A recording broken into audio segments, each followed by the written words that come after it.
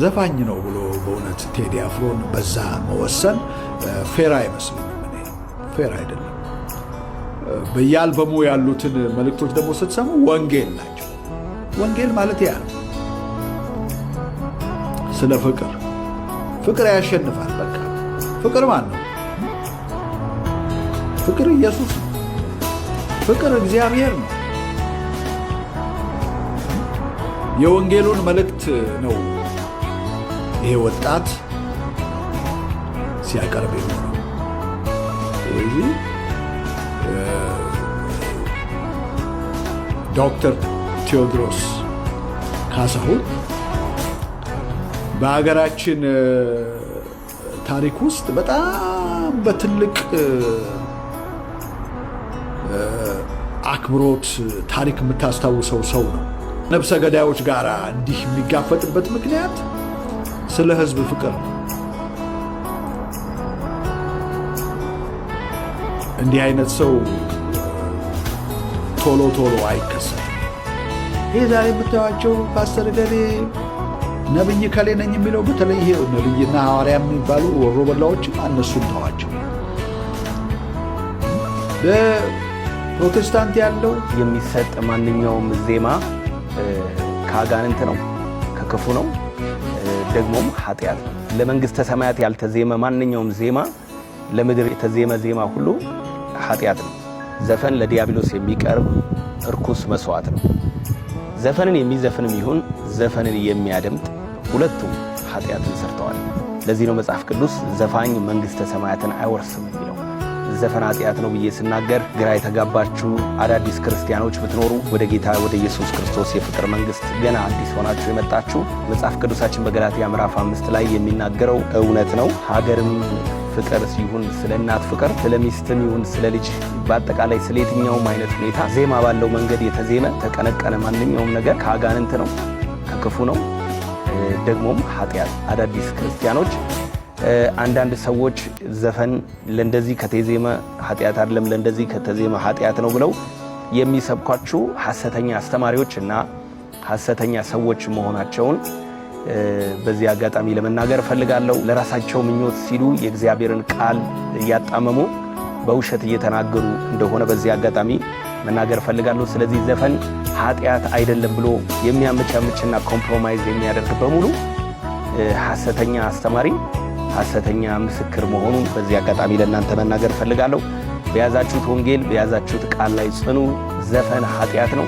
ዘፈን ብቻ አይደለም፣ ዝሙትም ኃጢአት ነው።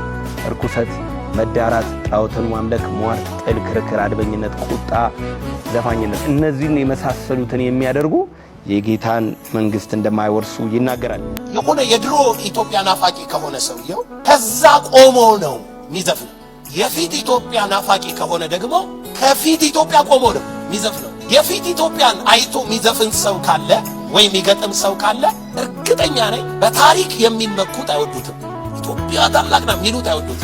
የፊት ኢትዮጵያን የሚያይ ሰው የኋላ ኢትዮጵያ የሚያይ ደግሞ አሁን ባለው ደስ አይለው። እውነት ነው እኮ ይሄ ነው እኮ። ከቆምክበት ነው የምትናገረው፣ ከቆምክበት ነው የምትገጥመው።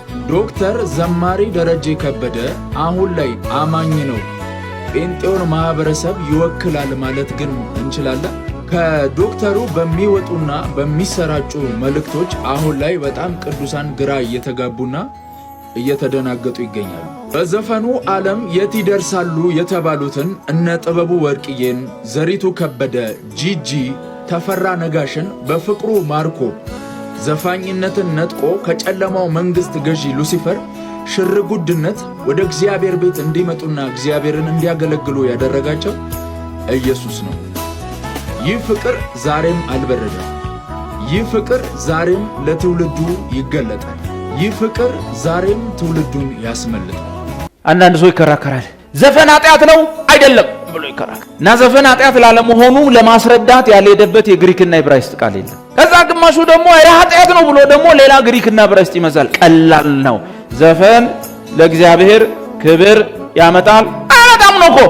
ልዝፈን ቀላል ነው። በዘፍን ለጌታ ክብር ይመጣል አይመጣም? ጌታ ይከብርበታል አይከብርበትም? ወይስ በዚህ ምክንያት የሰዎችን አእምሮ ማኒፑሌት አደርጋለሁ? የሴቶችን የሃይስኩል ተማሪዎችን ዘፈን እየሰማች ደብተሯን እንዳትማር ፍቅር የሚባል ፍቅር ያልሆነ ነገር ይዟት ትምህርቷንም እንዳትማር አእምሯን እንድታጣ ራሷን እንድታጠፋ ያደርጋል። ዘፈኔ ቀላል እኮ ነው። እስካሁን ድረስ ከተዘፈኑ ዘፈኖች ቸርች የተዘመረበት አለ ወይ የተዘፈነበት ወይም ለእግዚአብሔር ክብር ያገኝ የለም። ሁሉም ቡና ቤት ነው የሚከፈቱት፣ ዳንስ ቤት ነው የሚከፈቱት። ዘፈኖች ሁሉ በቀይና በሰማያዊ መብራት ነው ማለት የማይጠጣበት ዘፈን የለም። እኔ እንኳን ብዘፍን የት ነው የሚሄደው? ዘፈኔ ግሮሰሪ ነው የሚገባው። ስታልፉ እኔ እየዘፈንኩ ሰማላችሁ እንጂ እዛ ጋር ሆኖ ሰው ዋው ደስ ይላል ክብር ለጌታ አይልም። ቀላል እኮ ነው። አንድ ነገር ኃጢአት ነው ጽድቅ ነው ያል ከመሟገት በፊት ጌታ ኢየሱስ ይከብርበታል ወይ? ሁለተኛ አሁን ደግሞ ያልኳችሁ ቅዱስ ቃሉ ይደግፈዋል ወይ? አሁንም ወስነው ለምሳሌ አንዳንድ ሰው እኔ ይላል ወንድማችን እድሜ 40 ነው እና ላገባ አስባለሁ ግን የጌታ ፈቃድ ይሁን አይሁን አላውቅም። 40 ዓመት ሆኖ ሰው የጌታ ፈቃድ ይሁን አይሁን ላገባ እያሰብኩ አይባል። ለምን? አንደኛ በተገለጠ መጽሐፉ ተጽፏል። ሰው ማግባት በሚገባው እድሜ በደረሰ ጊዜ ያግባ ብሎ አዞታል። አሁን ለዚህ ለየት ያለ ጸሎት ፕሮግራም ያዝ። ጌታ ሆይ በእርግጥ አሁን 46 ዓመቴ ነው እንዳገባች ይፈልጋል እህሪ። ይሄ ሰውዬ የጌታን ፈቃዱ ማወቅ ፈልጎ አይደል። ባጭሩ ሴት ጠይቄ ማግባት እምችል አይደለሁም፣ ፈሪ ነኝ። ስለዚህ በተአምር እንደ አዳም አይኔን ስከፍ ሴትዮዋ አጠገቤ ትቆም ብሎ ከመጸለይ ውጪ ትርጉም የለው። ምክንያቱም ተገልጧል። አንድ ነገር የጌታ ፈቃድ ነው አይደለም ለማለት ከቃሉ ጋር ይስማማል አይስማማም? ቀላል ነው። ጥቅስ አለው የለውም? ስለዚህ እዚህ ውስጥ እድሜው ለትዳር የደረሰና ሚስቱን የሚያበላበት የሚያለብስበት በቂ ገቢ ያለው ሰው እንዲያገባ የማን ፈቃድ ነው ማለት ነው? የጌታ ፈቃድ ነው። ከቃሉ ጋር ይስማማል። ብታገባ ጌታ ይከብራል፣ ጌታ ይከብራል እና ቃሉ ይደግፋል፣ ቃሉ ይደግፋል። አንተ ማድረግ ያለብህ ምንድን ነው? ጌታ ስለፈቀደልህ ጌታም ስለሚከብርበት ከቃሉም ጋር ስለሚስማማ ምንድን ማድረግ? ወደ ሶስተኛው ስቴፕ ወደ ሌላኛው ስቴፕ ትሄዳለህ። ምን? ሚስትን የሚፈልግ መልካም ማድረግ። በቃ የጌታ ፈቃድ ነው። ጌታም ይከብራል፣ ቃሉም ይደግፋል። ተነስተህ ምን መፈለግ ብቻ? ምንድን ሚስት መፈለግ። ሚስት መፈለግ አይንን ጨፍነህ ሳይሆን ከፍተህም ከተሳካ ተጨፍኖ ሚስት አይፈለግ። ተጨፍኖ ሚስት አይፈለግ። በደንብ ከፍተህ። በዚህ ዘመን ደግሞ ጭራሽ ጨፍና አይሆን። በደንብ ከፍተህ ነው የሚሆነው። ባጭሩ አንድ ነገር የጌታ ፈቃድ ነው አይደለም የሚለው ነገር ግልጽ የሆነ ነገር የምናገኘው ቃሉ ጋር ይስማማል አይስማማም። ያን ከተስማማ የማን ፈቃድ ነው? የጌታ ፈቃድ ነው። ካልተስማማ የጌታ ፈቃድ አይደለም። መጽሐፉ ምን ስለሚል ቃልህ ለእግሬ መብራት ለመንገዴ ብርሃን። ቃሉ ያለበት ነገር ከቃሉ ጋር አብሮ የሚሄድ ነገር ሁሉ ግልጽ ነው፣ ክፍት ነው። ምንም ሽፍን ነገር የለውም፣ ድብቅ ነገር የለውም። ያዙልኝ። አሁንም በዚህ ከወጣቶች ጋር በተያያዘ ይሁንና ጌታ ሆይ ማግባት የሚገባኝ እድሜ ጋር ደርሻለሁ፣ ግን እማታምንች ልጅቷ የማያምን ነው ልጁ ብዬ ብል ከቃሉ ጋር አይሄድም ማለት ነው። ስለዚህ የማን ፈቃድ አይደለም ነው? የእግዚአብሔር ፈቃድ አይደለም። የሆነ ውስብስብ መንገድ አትሂዱ። ጌታ ሆይ ምን ትላለህ በዚህ ነገር ላይ? ፈቃድ ነው አይደለም? በልቤ ተናገረኝ፣ በውስጤ ተናገረኝ አይደለም። ከቃሉ ጋር ካልሄደ የማን ፈቃድ አይደለም ነው? የእግዚአብሔር ፈቃድ አይደለም። ለመሰላችሁ የሆነ ልዩ አገልጋይ የምትፈልጉት አሁን ካንቺ ጋር ያለው እሱ ባልሽ አይደለም የሚል የምትፈልጉት የተጻፈውን ነገር ለመጠቀም ስለማትፈልጉ ነው። የተጻፈው ነገር ላይ ያለውን ነገር ከፈጸምከው አለቀ። የጌታን ፈቃድ አውቀሃል። የጌታ እጅ አለበት፣ የጌታ ፈቃድ አለበት በዛ ውስጥ። በተጻፈው ጥቅስ ውስጥ ለምሳሌ እንደው ዝም ይርቸው 2 ቆሮንቶስ 6:14 የሚያምን ከማያምን ጋር ምን ንብረት አለው ይላል አይደል?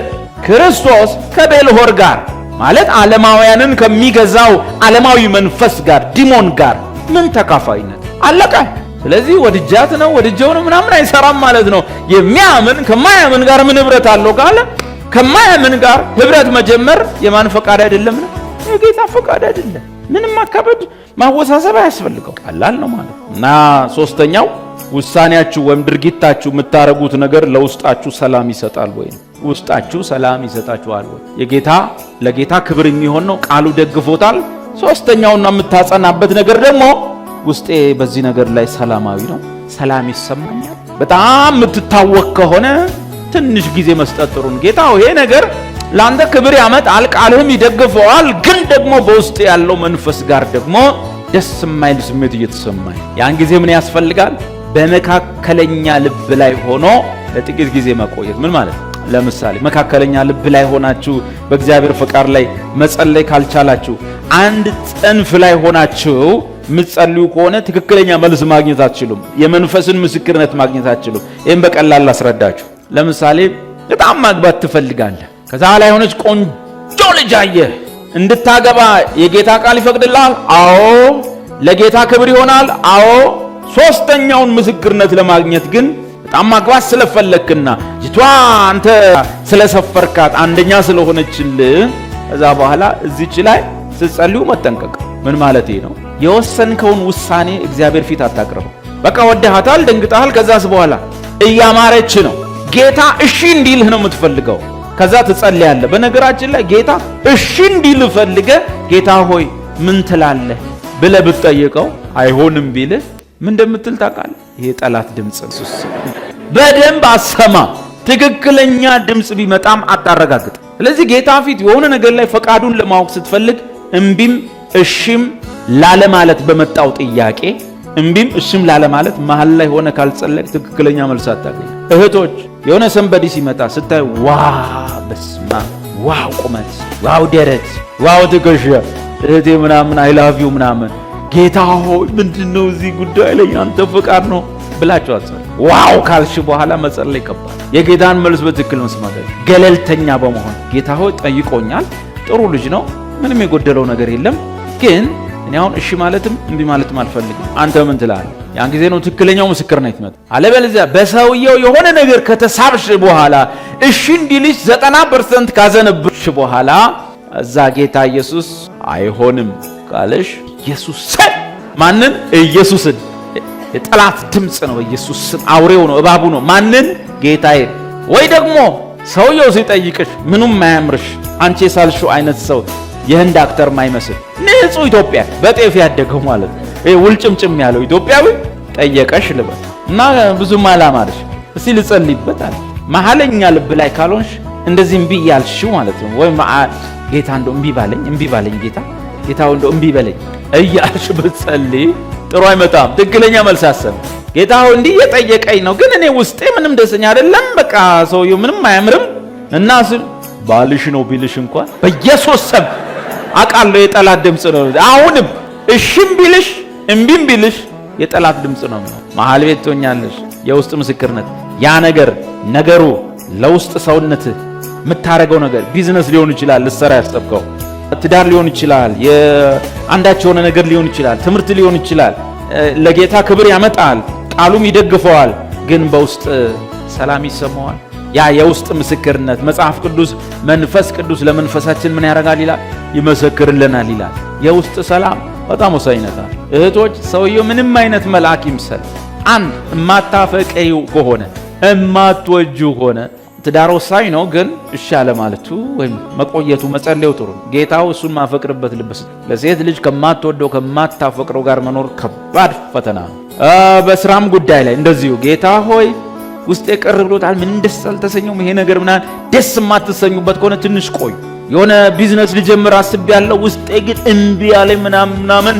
አንዳንዱ ከስንፍና የተነሳ ልብ እምቢ ሊል ይችላል ማለት ከኮምፎርት ዞን ውስጥ ላለመውጣት። አንዳንዴ ምን ለምደና መሰላችሁ? ለምሳሌ መንግስት ሰራተኛ በጣም ኮምፎርት ዞን ውስጥ ነው ያለው እና ኑሮ የማይቀየረው ለዛ ነው። ምን ማለት ነው?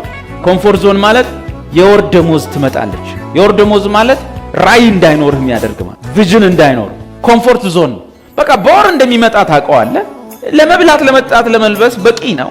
ቤትም ከሆነ ተበድረህ ወይ ምንድነው ብለህ ትሰራለህ ወይ ትገዛለህ። ታውቃለህ ዛሬ 20 ዓመትም ቢሆን ትገዛለህ። ይመጣል ደግሞ ከዛ ምን ትሆናለህ? ቪዥን የለም፣ ራዕይ የለህም። እዛ ውስጥ ትገባለህ፣ ያልሱሃል፣ እሷን የላስክ እስከ 30 ያቆዩሃል ምናምንና ከዛ በኋላ ቢዝነስ ልትሰራ አሰብክ ልበል። ቢዝነስ ምንድነው? ጌታ ይከብራል። አዎ ይከብራል። ቃሉ አይቃወምም፣ ቃሉ ይደግፈዋል። ግን ሪስክ አለው። ሲጀምር ልከስር እችላለሁ፣ ሲጀምር ላይዋል፣ ሲጀምር እንዲሆን እችላለሁ እና ልቤ ይዘጋዋል። ያ ማለት የጌታ ፈቃድ ነው ማለት አይደለም። ፍርሃት ነው የዘጋው፣ አለማመን ነው የዘጋው። ወይም ደግሞ የለመድከው ኮምፎርት ዞን አለ። በቃ የወር ደመወዝ ትመጣለች፣ ምንም ችግር የለውም፣ ሁሉ ነገር በቂ ነው፣ ለመብላት ለመጠጣት ትልቅ ነገር እንዳታስብ፣ ቪዥን እንዳይኖር ምናምን ያደርግና ከዛ በኋላ እሱኛው ኮምፎርት ዞን ሌላ ነገር እንዳታስብ ያደርጋል። በዛን ሰዓት ጌታ አልፈቀደም አንልም፣ በርትተ ደፍረ መሞከር ያኛው ግን ኖ በውስጥ የሚመጣው ኖ የሚለው ድምፅ ይሄ ነገር ጌታን ያስቀይማል፣ ይሄ ነገር ለእግዚአብሔር ክብር አይሆንም፣ ይሄ ነገር ጥሩ አይደለም ላንተም፣ ይሄ ነገር ከቃሉ ጋር ይጋጫል፣ ይሄ ነገር እንደዚህ ነው እያለ የሚነግርህ ነገር ነው።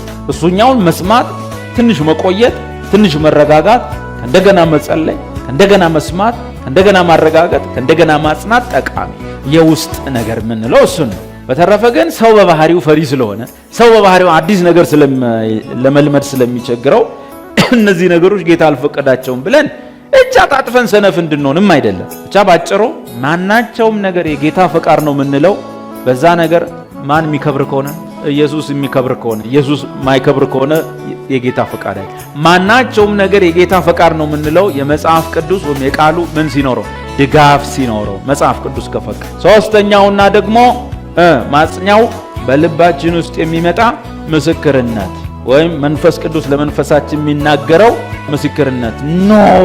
በጭራሽ እንዳትሞክረው፣ ይሄ አደገኛ ነው፣ ይሄ ያጠፋሃል፣ ይሄ ይጎዳሃል የሚለው ጫና ሲበዛ ቆም ማለት ጥሩ ነው። መንፈስ ይመስክርልን፣ ፍርሃት ይመስክርልን፣ እሱን ቼክ ማድረግ መንፈስ ቅዱስ ነው የመሰከረልን ወይስ ኮምፎርት ዞናችንን ላለመልቀቅ ነው? እሱ ሌላ ምርመራ ይጠይቃል። ተረፈ መንፈስ ቅዱስ ነው ብሎ በጣም አጥብቆ ሲናገር በጣም ወሳኝ ነው። ጌታ አይሆንም የሚላቸው ነገሮች ጠቃሚ ስለሆነ አንድ ባልንጀራዬ ፈረንጅ ነው፣ እዚህ ደቡብ ሱዳን ውስጥ ይሰብካል። ከሱዳኖቹ በጫካ ውስጥ እየተኛ ይሄ አሸዋው ላይ እየተኛ እና አገልግሎ ሲመለስ የሚያድሩት ጁባ የሚባል ሀገር ነው፣ የሳውት ሱዳን ዋና ከተማ።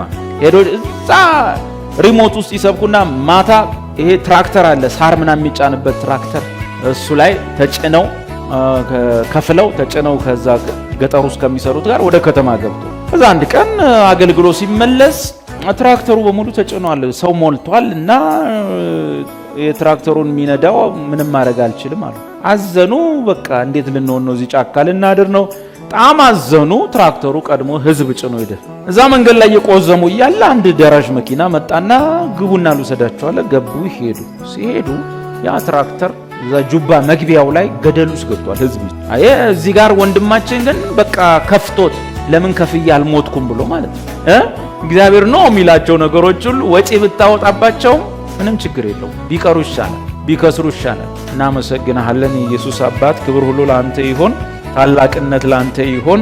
አባታችን ቃልን ስላካፈልከን ከቅዱስ መጽሐፍ ስለአወራን እናመሰግናለን። ጊዜ ስለሰጠን እናመሰግናለን። አባት ሆይ በወንድሞቼና በእህቶቼ ህይወት ላይ ሁሉ ጊዜ ያንተ ፈቃድ በዚህ ምንድነው፣ አንተ ምንድነው በዚህ ጉዳይ የምታስበው በሚለው ነገር ላይ እግዚአብሔር ሆይ ይህንን ቃል አይተው ማድረግ እንዲችሉ፣ መወሰን እንዲችሉ፣ መራመድ እንዲችሉ፣ ወደ ተግባር እንዲገቡ፣ ወደ ድርጊት እንዲገቡ፣ ወደ መከናወን እንዲገቡ፣ ወደ መሆን እንዲገቡ በኢየሱስ ክርስቶስ ማናቸውም ካንተ ያልሆነ ወይንም ከስንፍና የሆነ ነገርን ሁሉ እንድታርቅ በኢየሱስ ክርስቶስ ስም እግዚአብሔር ሆይ በተገለጠ ፈቃድህ ደግሞም ባልተገለጠ ፈቃድህ በመንፈሳቸው መስክረህ ለኢየሱስ ክብር የሚያመጣ ማናቸውንም ነገር በሕይወታቸው ውስጥ እግዚአብሔር ሆይ ማድረግ የሚችሉበት ጸጋ፣ አቅም፣ ጤና፣ ጉልበት፣ በጀት በኢየሱስ ክርስቶስ ስም እንዲሰጣቸው ለልጆች ጸልያለሁ።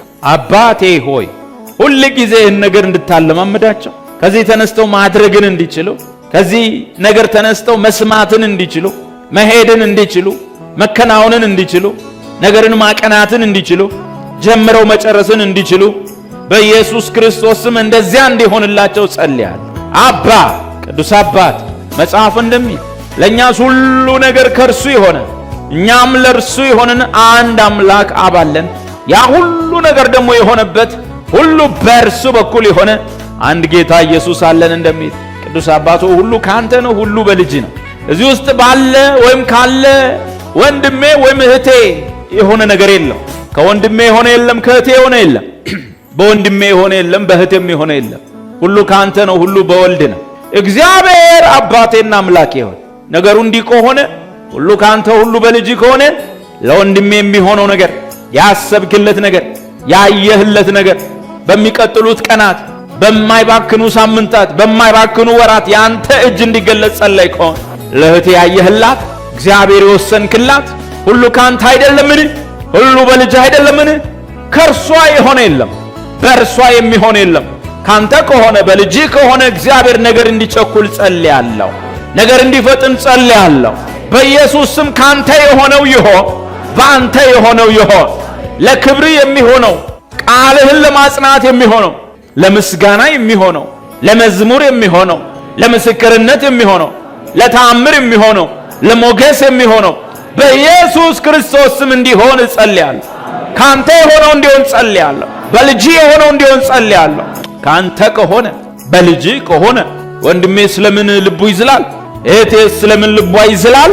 እግዚአብሔር ካንተ ከሆነ በልጅ ከሆነ በኢየሱስ ክርስቶስም የማይባክኑ ሳምንታት እንዲመጡ ጸልያለሁ።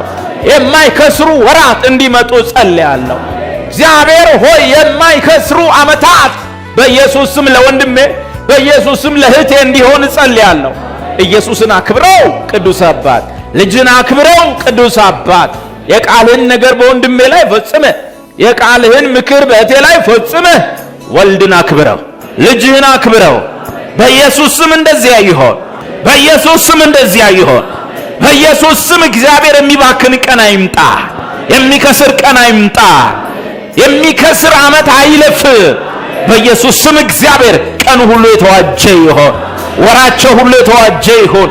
የእህቴ ዓመቷ የተዋጀ ይሆን። ነገራቸውን አቅንተ፣ መንገዳቸውን አሳክተ፣ ነገሮችን ሁሉ አቀላጥፈ፣ ነገሩን ሁሉ መልክ አስይዘ። ካንተ ከሆነ በልጅ ከሆነ ቅዱስ አባት በኢየሱስ ክርስቶስ ስም ካንተ የሆነው ለእህቴ፣ ካንተ የሆነው ለወንድሜ የላይኛው መልካም ነገር፣ የታችኛው መልካም ነገር፣ ከላይኛውም ውሃ ከታችኛውም ምንጭ በኢየሱስ ክርስቶስ ስም የተለቀቀ ይሁን። ለምስጋና ይሁንልህ፣ ለዝማሬ ይሁንልህ፣ አንተን ለማመስገን ለምስክርነት ይሁን። በአንተ የተማመኑ አይፈሩ። የወንድሜ ነፍስ አትዛል፣ የእህቴ ነፍስ አትዛል፣ የጻድቁን ነፍስ እስክትዝል አትተዋትም ተብሎ ተጽፏል። እግዚአብሔር ሆይ በሕያዋን ምድር በሙታን መቃብር ሳይሆን በመቃብር ያሉ አንተን ያመሰግናሉን እንዳለ ዳዊት አሁን በሕያዋን ምድር አሁን በሕያዋን ምድር አሁን በዝማሬው አሁን በምስጋናው ሰፈር በቅድስት ቤተ ክርስቲያን በወንድሞቼም ሕይወት በቤታቸው ዝማሬ ይሁን፣ ምስክርነት ይሁን፣ ምስጋና ይሁን። እግዚአብሔር ሆይ በወንድሜም በኔም ላይ በእህቴም በማህበሪ ሕይወት ላይ በእያንዳንዳችን የግል ሕይወት ላይ ካንተ ከሆነ ሁሉም ነገር በልጅ ከሆነ ሁሉም ነገር እግዚአብሔር ሆይ የእህቴ ጥያቄ የተመለሰ ይሁን፣ የወንድሜ ጥያቄ የተመለሰ ይሁን። ተአምር ይሁን፣ ተአምር ይሁን፣ ተአምር ይሁን። ያልታሰበ ይሁን፣ ያልተጠበቀ ይሁን፣ ያልታሰበ ይሁን፣ ያልተጠበቀ ይሁን። የማይመስል ነገር ይሁን፣ የማይመስል ነገር ይሁን፣ የማይመስል ነገር ይሁን፣ የማይመስል ነገር ይሁን። በኢየሱስ ስም ይሁን።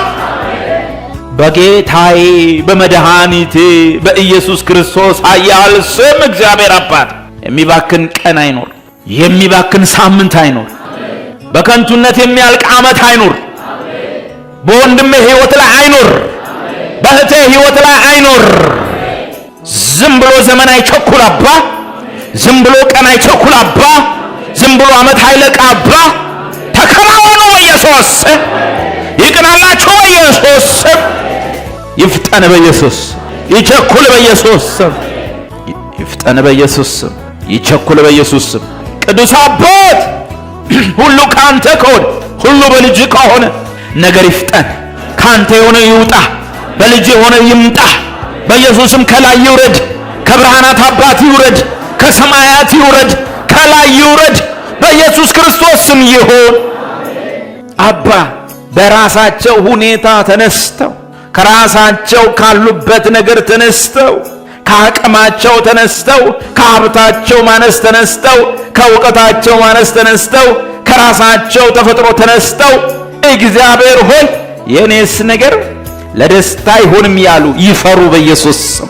የኔስ ነገር ለዝማሬ አይሆንም፣ የኔስ ነገር ለተአምር አይመችም ያሉ በኢየሱስ ስም ይፈሩ። እግዚአብሔር ሆይ መልካሙን አድርጋ አሳፍራቸው፣ ያልታሰበውን አድርጋ አሳፍራቸው፣ ያልተገመተውን አድርጋ አሳፍራቸው፣ በጎውን አድርጋ አሳፍራቸው።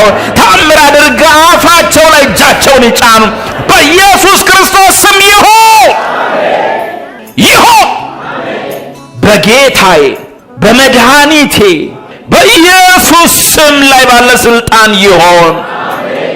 አማኑኤል በሉ።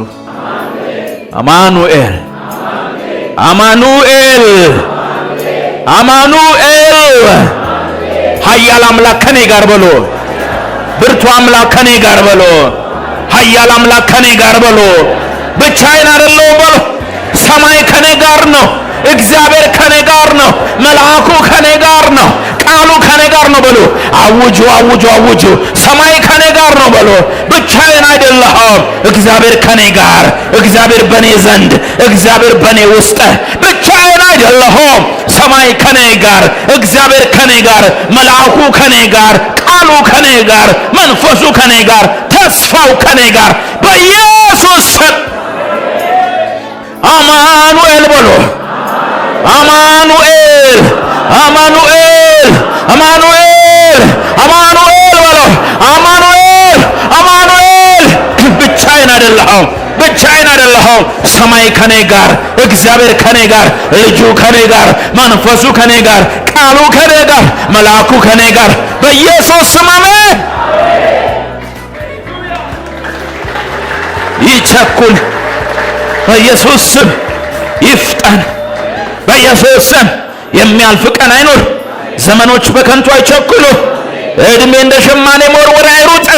በኢየሱስ ስም መልካም ይሆን። በኢየሱስ ስም የሥራ ጊዜ ይሆን። በኢየሱስ ስም የመከናወን ጊዜ ይሆን። በኢየሱስ ስም የማድረግ ጊዜ ይሆን። በኢየሱስ ስም የመገስገስ ጊዜ ይሆን። በኢየሱስ ስም የመንካት ጊዜ ይሆን። የመድረስ ጊዜ ይሆን። የመጨበጥ ጊዜ ይሆን። የማግኘት ጊዜ ይሆን። በቅፋችሁ ይግባ። በኢየሱስ ስም የተጨቆነ፣ በኢየሱስ ስም የተነቀነቀ መስፈሪያ በቅፍ ይሆን። መስፈሪያ በቅፍሽ ይሆን። ቅዱስ አባት ካንተ ከሆነ በልጅ ከሆነ ከሷ ካልሆነ ከሱ ካልሆነ በሷ በሱ ካልሆነ ካንተ በልጅ ከሆነ ስለምን የወንድሜ ነፍስ ይዝላል? ስለምን የእህቴ ነፍስ ይዝላል? የጻድቁን ነፍስ እስክትዝል አልተዋትም ብለህ የለ? ቅዱስ እግዚአብሔር ቅዱስ አምላክ የኢየሱስ ክርስቶስ አባትና አምላክ በኢየሱስ ክርስቶስ በውድ ልጅ ስም የነፍስ መዛል ለማንም ወንድም አይሆንበት። የነፍስ መዛል ለእህቴ አይሆንባት። በኢየሱስ ክርስቶስ ስም ያልተጠበቀ ይሆን። በኢየሱስ ስም እንደለመድከው እጃችንን ባፋችን ላይ አድርገው። እንደለመድከው አሳፍረን በመልካም ነው። እንደለመድከው አስደንግጠን በመልካም ነው። በመንገዳችን ላይ በበጎ ተገናኘን። እንደለመድከው መልአክ በመንገድ ላይ ምስራች ይዞ ይቆም። እንደለመድከው እግዚአብሔር ተአምር ይሆን። እንደለመድከው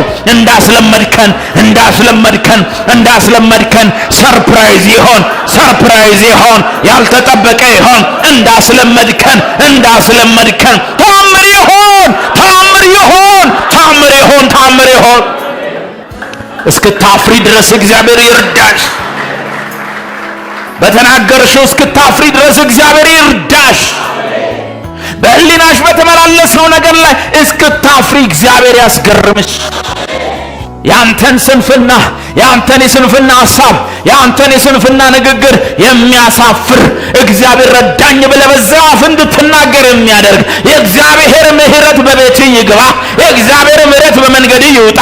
የእግዚአብሔር ምሕረት ከፊት ይቅደም። እግዚአብሔር ሆይ አምላኬ አባታችን ረድተህ አግዘህን አሳፍረን አድርገኸው አስገርመህን እጃችንን ባፋችን ላይ አስጭነን። እንዳስለመድከን እርዳን። እንዳስለመድከን አግዘን። ያልተጠበቀው ይሆን፣ ያልታሰበው ይሆን። ተከናወኑ። ይቅናላችሁ። ሰው በሕይወቱ ዘመን ሲኖር በዚህ ምድር ላይ መኖር ለሚገባው ነገር፣ መኖር ማድረግ ለሚገባው ነገር የሚሆነው ነገር ሁሉ ለአንተ ይሆን። የሚሆነው ነገር ለአንቺ ይሆን። የማንም ሽበት በዚህ ውስጥ በሐዘንና በማቀርቀር አንገትንም በመድፋት በመዋረድ ወደ መቃብር አይውረድ። በኢየሱስ ክርስቶስ ስም ቀና ማለት ይሁንላችሁ። በኢየሱስ ክርስቶስ ስም በሽበታችሁ ክብርና የክብር ዘውድ ብቻ ይሁንላችሁ። ምስጋናና ዝማሬ ለትውልድም የምታወሩት ነገር ብቻ ይሁንላችሁ። የእግዚአብሔር ምሕረቱና ቸርነቱ እያስገረማችሁ ለሰው ለመናገር የሚከብድ ከየት ጀምረ የት ጋር እንደምትጨርሰው የማይታወቅ የእግዚአብሔር ቸርነት ይጎብኝ። ለመናገር የሚከብድ ምሕረት ይጎብኝ። ለትውልድ ለመናገር የሚያስቸግር ታላቅ እጁ ይጎብኛቸው። ታንኪዩ ተመስገን። ታንኪዩ አባ ቅዱስ አባት ጻድቅ አባት ታንኪዩ።